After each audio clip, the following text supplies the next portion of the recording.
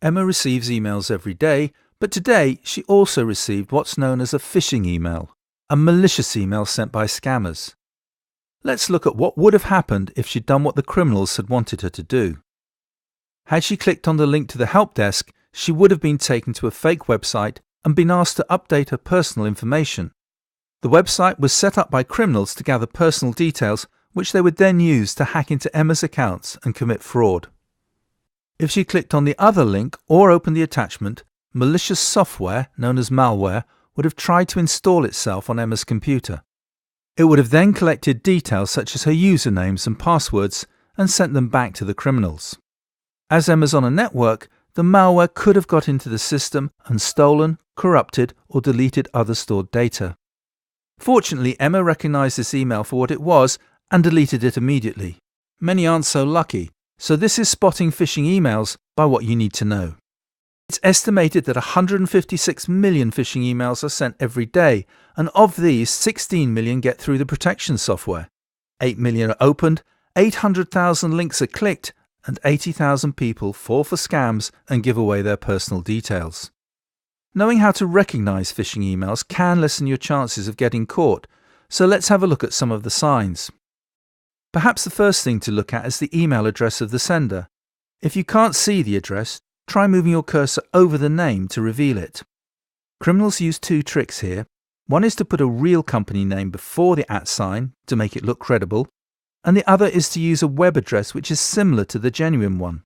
For example, let's say there's a company called Floyd Skis and they have a website at floydskis.com, which has email addresses like this one.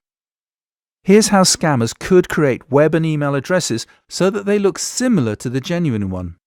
By using an I instead of an L, adding or removing a letter, using a 0 instead of an O, or changing a letter like an S to a Z.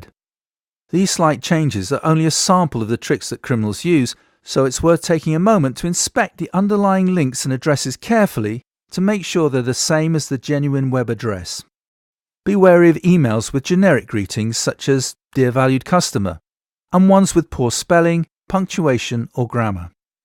However, you can't always rely on these obvious signs, as sometimes scammers go to great lengths to make their phishing emails look as authentic as possible.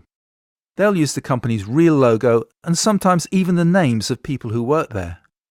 Another trick they use is to create a sense of urgency, for example, by saying that there's a time limit, or using a threat like "you'll be fined if you don't act now."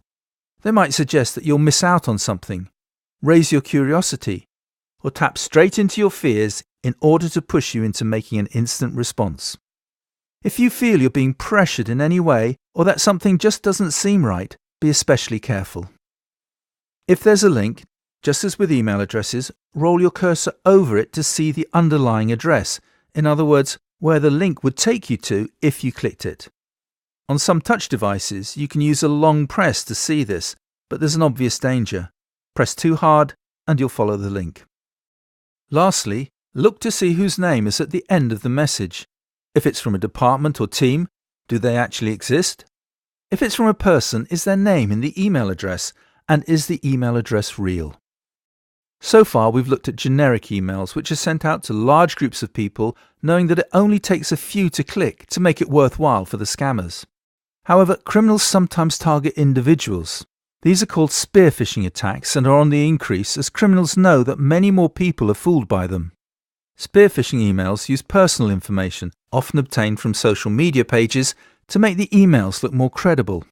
For example, criminals might use your name or tailor the email to reflect things you like, your hobbies, interests, where you live, or what's happening locally, or even make it appear to have come from the organisation you work for. People are sometimes targeted because of their position within the company or because they have access to sensitive data. But criminals also go for softer targets, people who are perhaps less aware of the risks and are easier to trick, but who then allow criminals to gain access to their real targets. It can often feel like we're bombarded with emails both at home and at work, and many of them have genuine links and attachments. So look for the signs of phishing emails and think before you follow any links or open any attachments.